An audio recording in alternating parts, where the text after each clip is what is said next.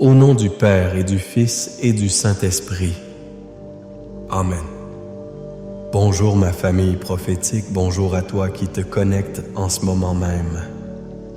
Je bénis ton foyer, je bénis ta vie, je bénis ton cœur, au nom puissant de Jésus. Nous entrons dans ce moment non pas par notre propre force, non pas par notre propre sagesse, mais nous entrons sous la protection du Très-Haut. En ce moment même, où que tu sois dans ton salon, dans ta voiture, peut-être au travail en train de m'écouter discrètement, je déclare que le sang de l'agneau de Dieu te couvre. Je vois ce sang précieux comme un dôme de protection sur ta maison, sur ton esprit, sur ton âme, sur ton corps. Aucune flèche de l'ennemi, aucune parole de malédiction, aucune accusation ne peut pénétrer cette couverture divine. Nous déclarons que l'atmosphère autour de toi est purifiée maintenant par le sang de Jésus. Tout esprit de distraction, tout esprit de lourdeur, tout esprit d'incrédulité, nous te lions maintenant au nom de Jésus et nous te chassons de ce moment sacré. Et nous invitons le Consolateur. Saint-Esprit, Esprit de vérité, Esprit de Dieu, nous t'invitons. Viens remplir cet espace. Viens remplir chaque foyer, chaque cœur. Tu es le bienvenu. Nous ne pouvons rien faire sans toi. Parle à travers mes lèvres, touche les cœurs à travers cet écran. Et Père, je veux prendre un instant pour prier spécifiquement pour celui ou celle qui se connecte aujourd'hui avec un cœur brisé. Un cœur brisé par la trahison, brisé par l'abandon, brisé par des mots qui ont été comme des poignards. Ta parole déclare, dans le psaume 147, verset 3, que tu guéris ceux qui ont le cœur brisé et pansent leurs blessures. Père, en cet instant, je te demande d'être le divin chirurgien. Localiser la blessure profonde, la fissure dans l'âme causée par un conjoint, un enfant, un parent, un ami. Là où il y a une hémorragie d'amertume, de ressentiment, de douleur, je prie que ta main guérissante vienne cautériser la blessure. Je déclare au nom de Jésus que le baume de Galaad, la douce présence du Saint-Esprit, commence à couler sur cette blessure maintenant même. Tu n'es pas venu pour écouter un simple message, tu es venu pour une rencontre divine qui va commencer le processus de ta restauration. Nous le déclarons au nom puissant de Jésus. Maintenant, famille, avant d'entrer dans la profondeur de la parole, je vous demande de faire 3 choses rapidement. Premièrement, commentez « Amen, je reçois ma restauration ». Laissez la foi s'activer à travers vos doigts. Deuxièmement, si ce n'est pas déjà fait, abonnez-vous à cette chaîne pour faire partie de cette famille prophétique et activez la cloche pour ne rien manquer. Et troisièmement, partagez ce direct maintenant avec 7 personnes. 7 est le chiffre de la perfection divine. 7 personnes dans votre vie ont besoin d'entendre que Dieu peut restaurer ce qui est brisé. Soyez un canal de bénédiction. Et je vous fais une promesse. À la fin de ce temps, je prierai de manière spécifique et puissante pour chaque parent qui a un cœur brisé à cause d'un enfant qui s'est éloigné, qui est rebelle ou qui a coupé les ponts. Restez jusqu'à la fin, car Dieu va faire quelque chose de puissant. Le thème que le Seigneur a mis sur mon cœur aujourd'hui est puissant. Seigneur, restaure les relations brisées par ton amour. Nous vivons dans un monde de fractures. Fractures dans les mariages, fractures entre parents et enfants, fractures dans les amitiés, fractures dans les églises. Le diable est un diviseur. Son but est d'isoler pour mieux détruire. Mais nous servons un Dieu qui est un restaurateur. Il est le spécialiste des cas impossibles, le maître de la réconciliation. Et la Bible nous donne les clés de cette restauration.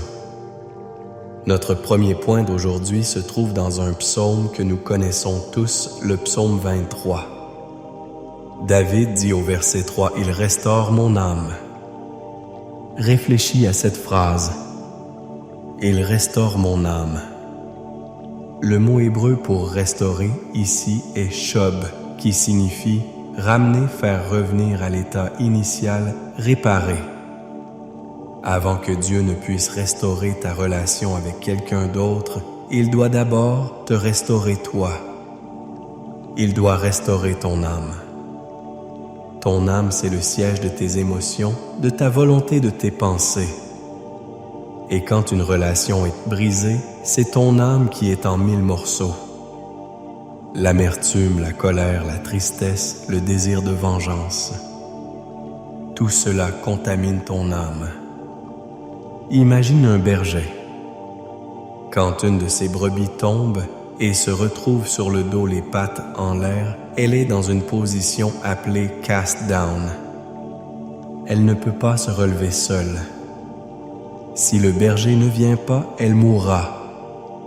Le berger vient la prendre doucement dans ses bras, la retourne et la remet sur ses pattes. C'est exactement ce que Jésus, notre bon berger, fait pour nous. Quand la douleur d'une relation brisée t'a renversé et que tu te sens impuissant, il vient et te dit « Laisse-moi te remettre debout ». Il restaure ton âme. Il te ramène à un lieu de paix, un lieu de stabilité émotionnelle, un lieu où tu peux à nouveau entendre sa voix. Tu ne peux pas aborder la restauration d'une relation avec une âme malade. Tu vas saigner sur des gens qui ne t'ont pas coupé. Tu vas projeter ta douleur passée sur ton avenir. La première étape de toute réconciliation, c'est de laisser le bon berger venir te toucher, te relever et restaurer ton âme. Regarde la vie de David. Trahi par Saül, son beau-père qui a essayé de le tuer à plusieurs reprises. Poursuivi vivant dans des grottes. Il aurait pu laisser l'amertume dévorer son âme. Mais au lieu de cela, il a écrit des psaumes en disant « Mon âme bénit l'Éternel ». Il a choisi de laisser Dieu restaurer son âme avant de chercher à régler ses comptes avec Saül. Et c'est pourquoi, quand il a eu l'occasion de tuer Saül, il ne l'a pas fait. Son âme était restaurée, elle n'était plus guidée par la vengeance, mais par l'honneur envers Dieu. Ce que je te dis aujourd'hui, c'est arrête de te concentrer sur l'autre personne pour l'instant. Tourne-toi vers le bon berger et dis-lui « Seigneur, je suis à terre, restaure mon âme ». Notre deuxième point, c'est l'arme divine de la restauration, l'amour agapé. C'est le cœur de notre thème. La restauration ne se produit pas avec l'amour humain, qui est conditionnel, fluctuant, souvent égoïste. Elle se produit avec l'amour de Dieu, l'amour agapé. 1 Corinthiens 13 nous en donne la description parfaite. L'amour est patient, il est plein de bonté.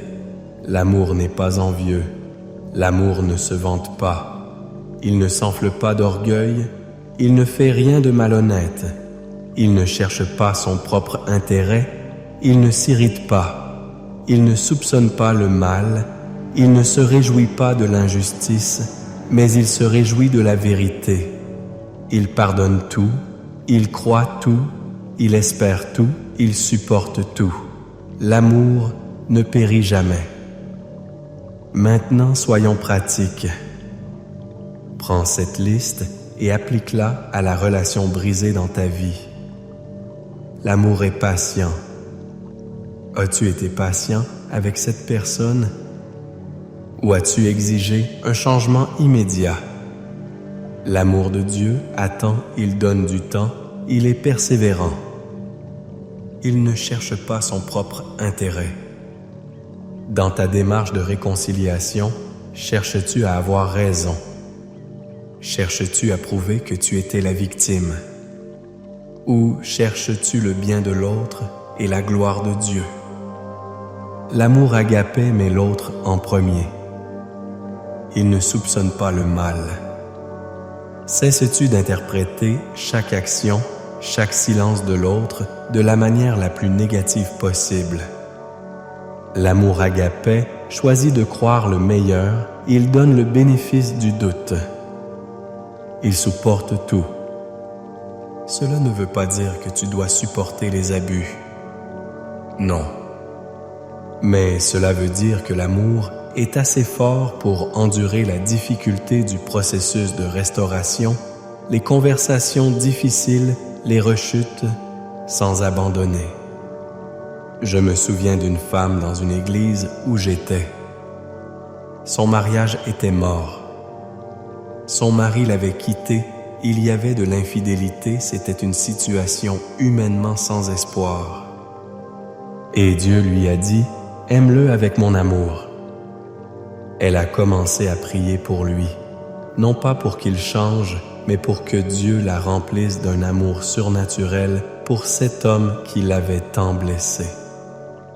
Elle a commencé à lui envoyer des messages, non pas accusateurs, mais des messages disant « Je prie pour toi aujourd'hui, que Dieu te bénisse. » Au début, il était méfiant-agressif, mais elle a persévéré pendant des mois. Son amour patient inconditionnel a commencé à briser les murs de son cœur. C'était un amour qui n'avait aucun sens pour le monde. 1 an plus tard, cet homme est revenu vers elle en larmes, demandant pardon. Il a dit, « Je n'ai jamais vu un amour comme le tien. Ce ne peut être que Dieu. » Voilà la puissance de l'amour agapé. Il désarme l'ennemi. Il fait fondre les cœurs de pierre. C'est ton arme la plus puissante. Demande à Dieu aujourd'hui, « Seigneur, baptise-moi de ton amour agapé pour cette personne. » Enfin, notre 3e point, et c'est le fondement sur lequel toute restauration doit être construite, le pardon. Il n'y a pas de restauration sans pardon. C'est impossible. Jésus a été très clair dans Matthieu 6, versets 14 et 15. « Si vous pardonnez aux hommes leurs offenses, votre Père céleste vous pardonnera aussi. Mais si vous ne pardonnez pas aux hommes, votre Père ne vous pardonnera pas non plus vos offenses. » C'est une parole radicale. Le pardon n'est pas une option, c'est un commandement. Et je sais ce que tu penses. Pasteur, tu ne sais pas ce qu'ils m'ont fait. La douleur est trop grande. Ils ne méritent pas mon pardon. Et tu as raison sur un point, ils ne le méritent peut-être pas. Mais la question n'est pas de savoir s'ils le méritent. La question est de savoir si tu méritais le pardon de Dieu. Aucun de nous ne le méritait. Et pourtant, sur la croix, Jésus a dit, « Père, pardonne-leur, car ils ne savent pas mima ce qu'ils font. » Le pardon n'est pas un sentiment. C'est une décision. C'est un acte de ta volonté soutenu par la grâce de Dieu. C'est décider de libérer la personne de la dette qu'elle a envers toi. C'est remettre le jugement entre les mains de Dieu, le seul juge juste. Quand tu refuses de pardonner, tu te places sur le trône du juge. Et pire encore, le non-pardon est un poison que tu bois en espérant que l'autre personne meure. Il te ronge de l'intérieur, il crée l'amertume, les maladies, il bloque tes prières et ferme le ciel au-dessus de ta tête. Tu es en prison et la personne qui t'a offensé est ton geôlier, mais c'est toi qui détiens la clé. La clé s'appelle le pardon. Aujourd'hui, je te mets au défi. Prends la décision, même si tes émotions ne suivent pas en. y es encore. Dis à haute voix, Père, au nom de Jésus, je choisis aujourd'hui de pardonner à nom de la personne pour ce qu'elle a fait. Je la libère de sa dette envers moi. Je te remets mon désir de justice. Guéris mon cœur et libère-moi de cette prison. C'est le premier pas. La restauration commence là. Maintenant, pour marcher dans cette restauration, nous avons besoin d'une protection. Nous avons besoin d'un abri où l'ennemi ne peut pas venir semer à nouveau la division. Cet abri, c'est la présence de Dieu, décrite magnifiquement dans le psaume 91. Je vais le lire sur ta vie maintenant. Reçois-le comme une parole prophétique de protection pour toi et ta maison pendant que tu engages ce processus de restauration.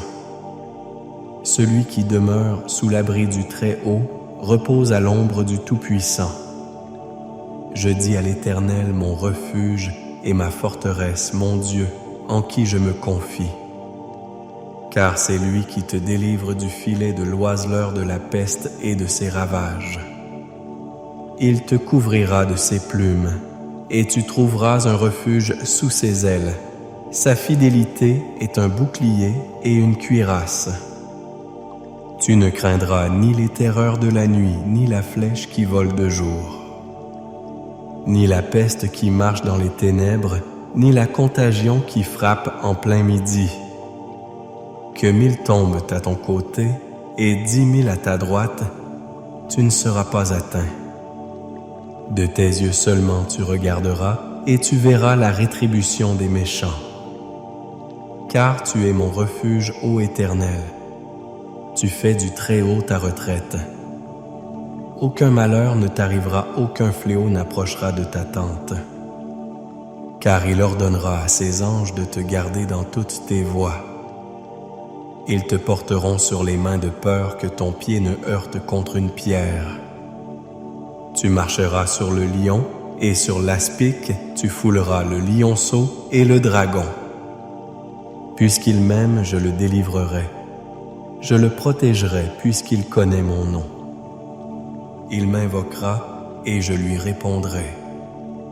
Je serai avec lui dans la détresse, je le délivrerai et je le glorifierai. Je le rassasierai de longs jours et je lui ferai voir mon salut. Amen. Reçois cette parole de protection sur ta vie. Maintenant, inclinons nos cœurs pour la prière. C'est le moment de la percée. Père éternel, Dieu Tout-Puissant, nous venons devant ton trône de grâce avec confiance. Nous te remercions pour ta parole, qui est une lampe à nos pieds et une lumière sur notre sentier. Seigneur, nous te présentons chaque cœur qui a été touché par ce message. Premièrement, Seigneur, nous prions pour la restauration de notre propre âme. Comme David, nous crions « Restaure mon âme ». Père, là où il y a l'amertume, déracine-la. Là où il y a le ressentiment, nettoie-le. Là où il y a une tristesse profonde, viens la remplacer par ton huile de joie. Nous refusons de rester des victimes renversées. Au nom de Jésus, nous nous levons. Nous recevons ta force pour nous remettre sur nos pieds, non pas par notre puissance, mais par ton esprit. Deuxièmement, Père, nous prions pour une transfusion de ton amour. Vide-nous de notre amour humain, limité et égoïste. Et remplis-nous, baptise-nous, inonde-nous de ton amour agapé. Donne-nous la capacité surnaturelle d'être patient, de faire le bien, de ne pas chercher notre intérêt, de pardonner, d'espérer, de supporter. Fais de nous des canaux de ton amour qui guérit un amour qui confond le monde et désarme l'ennemi. Troisièmement, Seigneur, nous nous attaquons à la forteresse du non-pardon. Au nom de Jésus, nous déclarons que chaque chaîne du non-pardon est brisée maintenant. Nous prenons la décision de la volonté maintenant même de pardonner à ceux qui nous ont blessés. nous libérons nos parents, nos enfants, nos conjoints, nos ex-conjoints, nos amis, nos collègues. Nous les libérons dans tes mains, ô Dieu. Et en les libérant, nous nous libérons nous-mêmes. Que la paix qui surpasse toute intelligence inonde nos cœurs maintenant. Et maintenant, comme je l'ai promis, je veux prier pour chaque parent dont le cœur saigne pour un enfant. Père, au nom de Jésus, je te présente chaque maman, chaque papa qui pleure dans le secret pour un fils, pour une fille qui s'est égarée. Seigneur, ta parole dit que tu peux ramener le cœur des pères vers les enfants et le cœur des enfants vers les pères. Nous nous tenons sur cette promesse maintenant. Nous brisons l'esprit de rébellion, l'esprit de prodigalité, l'esprit d'aveuglement au nom de Jésus. Nous appelons ces fils et ces filles à revenir à la maison spirituellement et physiquement. Du nord, du sud, de l'est et de l'ouest, nous les appelons à revenir à toi, Seigneur Jésus. Nous lions toute mauvaise influence, toute amitié toxique, toute addiction qui les retient captifs. Que les écailles tombent de leurs yeux. Seigneur, donne-leur des rêves, des visions, envoie quelqu'un sur leur chemin pour leur parler de toi. Nous déclarons que la corde d'amour de Dieu les tire en ce moment même hors du gouffre. Nous déclarons que la communication sera rétablie. Nous déclarons la réconciliation au nom puissant de Jésus. Et j'élargis cette prière. Pour chaque mariage au bord du divorce, nous commandons la restauration. Ce que Dieu a uni, que l'homme ne le sépare pas.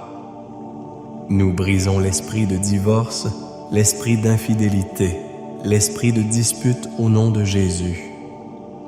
Pour chaque amitié brisée par l'incompréhension, nous prions pour la guérison et la réconciliation. Père, nous prions aussi pour une percée financière, car les conflits familiaux apportent le stress et le blocage. En restaurant, les relations restaurent aussi les finances de tes enfants, ouvrent les écluses des cieux. Pour ceux qui sont malades à cause du stress et de l'angoisse, nous libérons la guérison divine maintenant. Que chaque cellule, chaque organe soit aligné avec la santé divine au nom de Jésus. Nous déclarons la victoire. Victoire sur la division. Victoire sur la haine. Victoire sur l'amertume. Victoire sur la solitude. Le Dieu de la restauration est à l'œuvre dans ta vie, dans ta famille, dans ton foyer maintenant même. Reçois cette bénédiction finale. Que l'Éternel te bénisse et te garde. Que l'Éternel fasse luire sa face sur toi et t'accorde sa grâce. Que l'Éternel tourne sa face vers toi et te donne la paix. La paix dans ton cœur, la paix dans ta maison, la paix dans tes relations. Au nom du Père, du Fils et du Saint-Esprit. Amen et Amen. Soyez bénis, famille prophétique.